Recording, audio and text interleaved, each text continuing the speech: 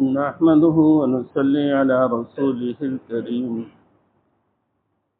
أما بعد فأعوذ بالله من الشيطان الرجيم بسم الله الرحمن الرحيم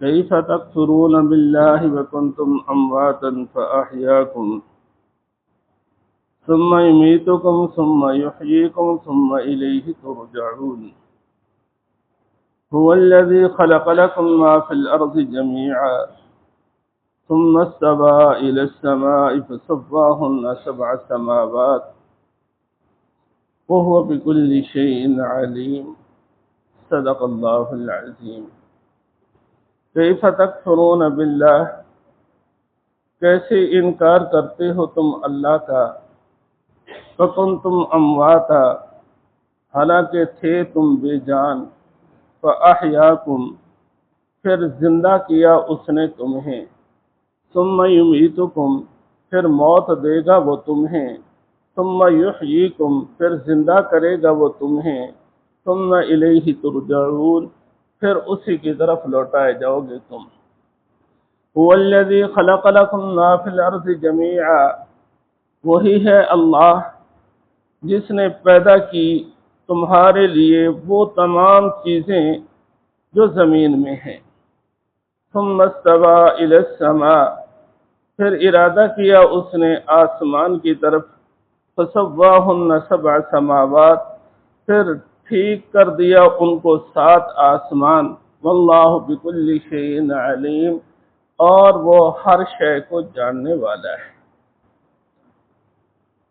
زیر درس آیت میں اللہ پاک نے ناصحانہ اور مشفقانہ انداز میں قبول حق کی دعوت دی ہے۔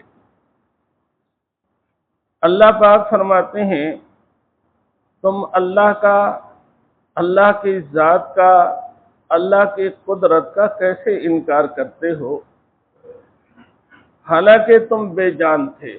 اپنے آپ کو دیکھو، سوچو کہ پہلے کیا تھے، پھر کیا ہوا، پھر کیا ہوگا، تو انسان کو سمجھ میں یہ بات آ سکتی ہے کہ یہ سارا کچھ میرے اللہ نے کیا ہے۔ چنانچہ اللہ پاک فرماتے ہیں کہ تم بے جان تھے، ذرات کی صورت میں تھے، پھر وہ ذرات غذاؤں میں انسان کے بدن میں آئے اور پھر وہ نطفہ بنا اور پھر وہ نطفہ ماں کے رحم میں پہنچا اور 40 روز تک تو وہ نطفہ ہی رہا، پھر اس کے بعد اس میں تبدیلی آئی، وہ گوشت اپنا خون بنا اور پھر اس کے بعد اگلے 40 روز میں، تیسرے 40 روز میں اللہ پاک نے اس سے سارے بدن کا ڈھانچہ تیار کر دیا، ہڈیاں بھی بنی، گوشت بھی بنا، ہاتھ بھی بنے، پاؤں بھی بنے، آنکھیں بھی بنی، چہرہ بھی بنا، کان بھی بنے، دل بھی بنا، دماغ بھی بنا، انگلیاں بھی بنی، یہ سب کچھ میرے اللہ نے بنا دیا۔ جب یہ پورا بدن انسان کا ماں کے پیٹ میں بن گیا تو پھر اللہ پاک نے اس میں روح ڈال دی۔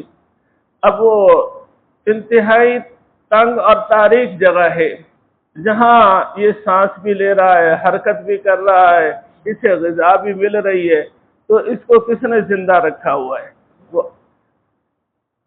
نہ وہاں کوئی روشن دان، نہ وہاں کوئی کھڑکی، نہ وہاں گرمی سے بچنے کا کوئی انتظام، یہ میرے اللہ نے ایسی تنگ جگہ میں پورا انسان بنانے کے بعد اس کو زندہ رکھا ہوا ہے، اور یہ تقریباً کم و بیش 5 ماہ اپنی زندگی اس طرح گزارتا ہے۔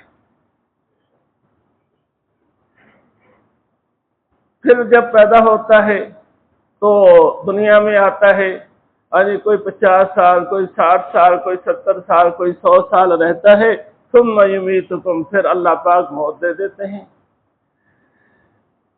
ثم یحییکم موت کے بعد پھر زندگی ہے، قرآن بتا رہا ہے، پھر اللہ پاک زندہ کرتے ہیں۔ جب انسان قبر میں پہنچتا ہے تو حدیث میں ہے کہ اس کی روح اس کے جسم کی طرف لوٹا دی جاتی ہے، اور اس سے پھر منکرین اس کے پاس آتے ہیں، سوالات کرنے کے لیے آتے ہیں۔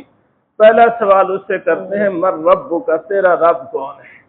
پچھلے درس میں یہ بات گزری تھی نا کہ اس نے عہد کیا تھا کہ میرا رب تو ہے، अलस्तु बिरब्बिकुम, क्या मैं तुम्हारा रब नहीं हूँ? तो जवाब दिया था कि क्यों नहीं, आप हमारे रब हैं। तो अल्लाह पाक की तरफ से पूछा जाता है मन रब्बुका, तेरा रब कौन है? और फिर सवाल होता है मन नबीयुका, तेरा नबी कौन है? फिर सवाल होता है कि तेरा दीन क्या है? अगर ये मरने की तैयारी करके गया है, हाँ जी, तो फिर ये एक एक सवाल का ठीक ठीक जवाब देता है, और जब इसके जवाब दुरुस्त होते हैं तो फिर कहने को ये कब्र है, लेकिन अल्लाह पाक इसी कब्र को जन्नत का बाग बना देते हैं। अल्लाह पाक फरमाते हैं अल कब्र रोज़तुम, आप सल्लल्लाहु अलैहि वसल्लम का फरमान है अल कब्र रोज़तुम मिन रियादिल जन्नह, कि कब्र जो है वो जन्नत के बागों में से एक बाग है। हदीस में है कि अल्लाह पाक की तरफ से कहा जाता है कि इसके लिए जन्नत का बिस्तर बिछा दो, इसे जन्नत का लिबास पहना दो, इसके लिए जन्नत की तरफ से खिड़की खोल दो। तो जनाब ये अल्लाह पाक की तरफ से जो नवाजिशात होती हैं, ये उन्हें खूब अच्छी तरह महसूस करता है कि ये मेरे ऊपर ये करम नवाजियां हो रही हैं। फिर उसके बाद क्या होगा, सुम्मा इलैहि तुरजाऊन, फिर सारे के सारे क्या है, तुम अल्लाह पाक की तरफ लौटाए जाओगे। मैदान हशर में सारे के सारे अल्लाह के सामने जमा होंगे, और फिर वहाँ हिसाब व किताब होगा, दूध का दूध पानी का पानी हो जाएगा। वहाँ कोई दुनिया की अदालत नहीं है कि जिसमें हेरा फेरी चल जाएगी, वहाँ पूरा इंसाफ होगा। अजी, और अल्लाह पाक से दुआ करते रहना चाहिए अल्लाहुम्मा हासिबनी हिसाबी यसीरा, कि ऐ अल्लाह मेरे साथ जो है ना हिसाबी यसीर का मामला फरमा।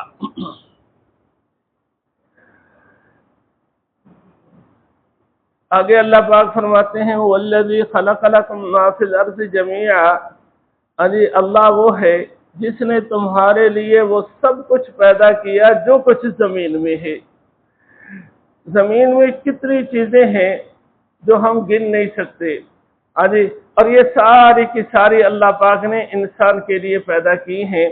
जानवर इंसान के लिए हैं, नबातात इंसान के लिए, दरख्त इंसान के लिए, पहाड़ इंसान के लिए, दरिया इंसान के लिए, नदी नाले इंसान के लिए, जानवर इंसान के लिए, दूध इंसान के लिए, अजी अनाज इंसान के लिए, फल इंसान के लिए, ना जाने कितनी चीजें हैं, इंसान गिन ही नहीं सकता कि ये सारी की सारी चीजें अल्लाह ने इंसान के लिए पैदा की हैं। तो फिर इंसान को शुक्रगुजार बन के रहना चाहिए, अल्लाह की इताअत करना चाहिए, अल्लाह की फर्मा बरदारी करना चाहिए, अल्लाह का शुक्र अदा करना चाहिए, अल्लाह के हुक्म पे अमल करना चाहिए, अपनी ख्वाहिशात के पीछे नहीं चलना चाहिए। सुम्मा इस्तवा इलस समा, जमीन पैदा की और जो कुछ जमीन में है ये सब कुछ पैदा किया। फिर इसके बाद अल्लाह पाक ने आसमान का इरादा किया, और फिर अल्लाह पाक ने 7 आसमान बना दिए। जमीन पहले बनाई गई, आसमान बाद में बनाए गए। वो हुवा बिकुल्लि शैइन अलीम, और अल्लाह हर शय जानने वाले हैं और हर शय पे कादिर हैं। अल्लाह के लिए कोई शय बनाना मुश्किल नहीं, मुश्किल तो उसके लिए हो जो जानता ही ना हो, या मुश्किल तो उसके लिए हो जिसे बनाने की कुदरत ही ना हो। अल्लाह पाक जानते भी हैं, अल्लाह पाक को कुदरत भी है। ये सारी कायनात मेरे अल्लाह की बनाई हुई है। अब इंसान को ये नसीहत की गई कि तू कुछ भी नहीं था, अजी तुझे पैदा कर दिया, तुझे जिंदगी अता कर दी, फिर अल्लाह पाक तुझे मौत देंगे। यहाँ मौत को भी नेमत में शुमार किया गया है, इसलिए कि मोमिन के लिए मौत जो है ये तोहफा है। और फिर हदीस में है अल मौत जस्रुन युसिलुल हबीब इलल हबीब, मौत एक पुल है जो दोस्त को दोस्त तक पहुंचा देता है। अजी, तो एक बयान में मौलाना तारिक जमील साहब फरमा रहे थे कि अगर इंसान ने मरने की तैयारी की है तो फिर मौत से बड़ी कोई नेमत नहीं है, और अगर मरने की तैयारी नहीं की तो फिर मौत से बड़ी कोई मुसीबत नहीं है। इसलिए अजी यहाँ मौत को नेमत में शुमार किया गया है कि मोमिन के लिए मरना भी नेमत होगा, क्योंकि मौत के बाद ही तो अल्लाह पाक से मुलाकात होगी और आखिरत की नेमतें उसे मिलेंगी। तो अल्लाह ने इतने इस पे इनामात किए, एहसानात किए कि इसे भी पैदा किया, और कायनात की जितनी चीजें हैं वो सारी इसके लिए बना दी, अजी इसकी खिदमत में लगा दी, और फिर भी ये अल्लाह पाक का शुक्र न करे اجی تو پھر یہ کتنا ناشکرا انسان ہے۔